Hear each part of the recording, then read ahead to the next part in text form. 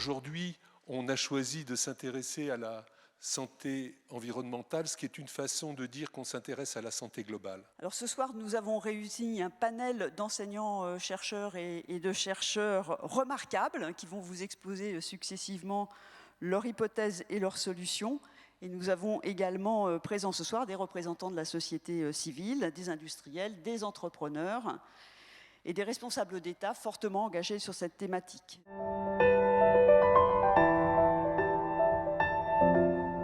On intègre progressivement le fait que notre état de santé dépend en grande partie de notre environnement et que cet environnement, il est façonné par nos activités humaines et nos modes de vie. Et aussi un grand merci d'avoir choisi ce sujet santé-environnement parce que ça envoie un signal très positif à l'ensemble des enseignements des différentes facultés qui constituent notre université et qui pas mal sur la base du volontariat, mettent en place des enseignements dans leur discipline pour enseigner les enjeux de l'Anthropocène. Parce qu'on va le voir au fil de la soirée, pour mieux comprendre et atténuer le plus possible les effets néfastes de certaines composantes de notre environnement, on a vraiment besoin d'une approche multidisciplinaire.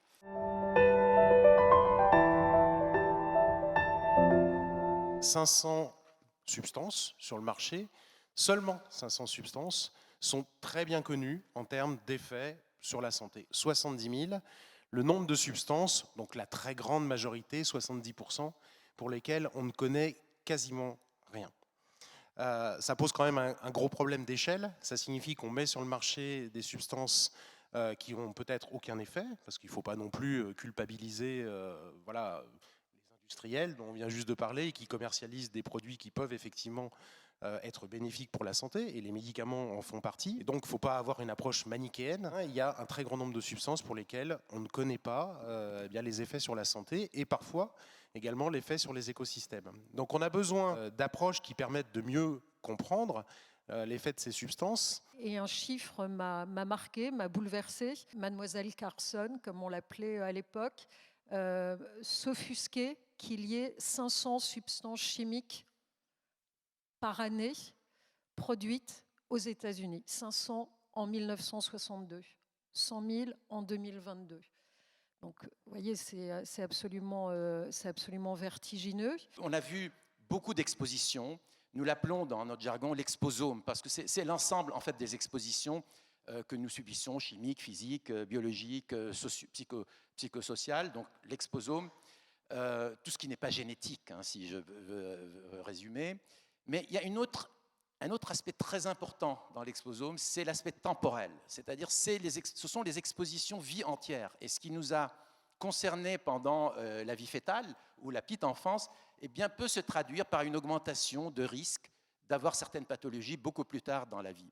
Et vous voyez ici, quand je dis tout ce qui nous a concernés, ça peut être des produits chimiques, des expositions chimiques, ça peut être de la drogue, de l'alcool, ça peut être de la famine, hein, des déséquilibres nutritionnels, des stress, de la maltraitance. Il y a des travaux aussi là-dessus pour la petite enfance. Donc, et ça, c'est une notion qui, pour nous, est tout à fait fondamentale. On a besoin de tous les savoirs, de toutes les disciplines et de l'implication de tous les acteurs pour réussir à aller au-delà des diagnostics et effectivement opérer une approche intégrée de cette santé globale.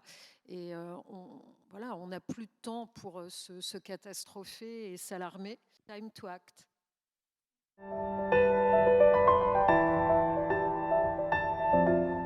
Les nanoparticules, pourquoi on s'y intéresse? Parce qu'on s'est rendu compte il y a une vingtaine d'années que à cette échelle, la matière avait des propriétés spécifiques directement liées à cette taille nanométrique. Et donc, ça a ouvert le champ des nanotechnologies qui visent à exploiter ces propriétés pour le meilleur et pour le pire, mais surtout pour le meilleur, il faut être honnête. Il y a beaucoup d'avancées qui ont été faites grâce à ces nanotechnologies. Beaucoup d'études se sont intéressées à l'impact de ces nano-objets sur le vivant. Et avant de réaliser peut-être, ou en même temps, que ces nano-objets n'étaient pas uniquement manufacturés, mais qu'ils existaient de façon naturelle dans le milieu.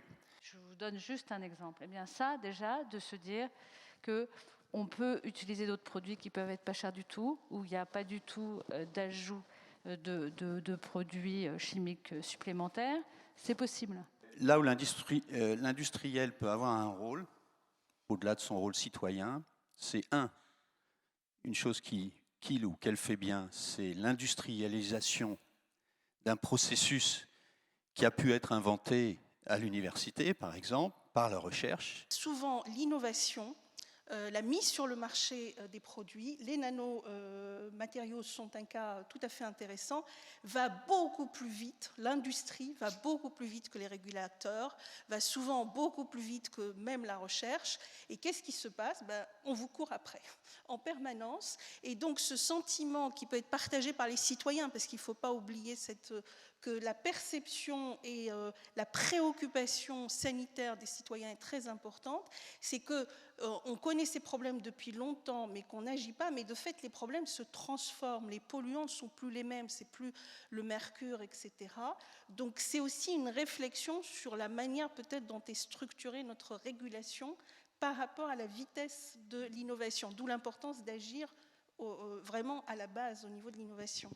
Est-ce qu'on fait de la réduction des risques ou est-ce qu'on choisit de faire un autre mode ou d'industrialisation ou qu'on emploie d'autres matériaux ou d'autres énergies? Donc ça me paraît être les vraies questions fondamentales.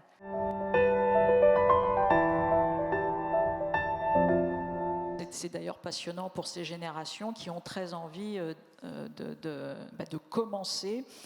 Et je dirais, pour conclure, que vous connaissez peut-être cette expression, ce concept de Peter Kahn qui parlait d'amnésie générationnelle environnementale.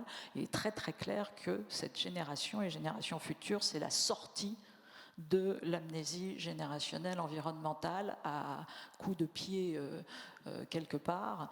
Et donc ça, c'est posé, c'est la génération de la reconnexion, malgré tout, avec la nature. Pour bien comprendre cette holistique dont nous parlons, santé, environnement, climate change, on parle d'aller travailler sur les co-bénéfices du climat. Sachez que parmi les co-bénéfices de cette transition environnementale, quel est le premier co-bénéfice listé par l'OMS, l'ONU, le PNUD, etc.? La santé. Donc voilà, il ne tient qu'à nous de lancer ce grand chantier de santé-environnement. Voilà, je vous remercie.